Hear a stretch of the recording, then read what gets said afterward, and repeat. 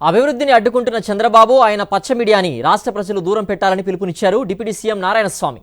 అధికారం కోసం చంద్రబాబు ఎప్పుడు ఎవరి కాళ్ళు పట్టుకుంటారో లాగుతారో తెలియదన్న డిప్యూటీ సీఎం తనదైన స్టైల్లో పవన్ కళ్యాణ్ పైన విమర్శలు చేశారు.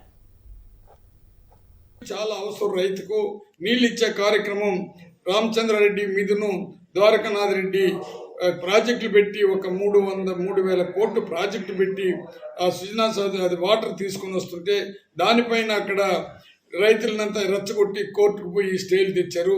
ఇటువంటి కార్యక్రమాలు చేసి చంద్రబాబు నాయుడు మళ్ళీ రావాలని వీళ్ళు కోరుకునేది.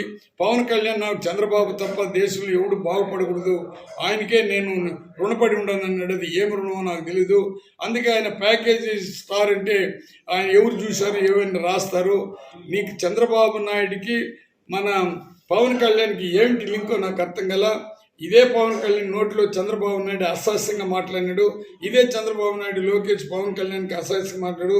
చంద్రబాబు పదవి కోసం ఎప్పుడు సోనియా గాంధీ కాళ్ళ పైన పడతాడు, ఎప్పుడు సోనియా గాంధీని తిడతాడు, ఎప్పుడు బీజేపీ కాళ్ళ పైన నరేంద్ర కాళ్ళ పైన పడతాడు, ఎప్పుడు నరేంద్ర మోడీని తిడతాడో మాకు తెలియదు. నిజమైన కోవర్ట్లు ఎవరంటే చంద్రబాబు నాయుడికి పవన్ కళ్యాణ్ కోవర్టు, ఆమె పురంధేశ్వరి కోవర్టు,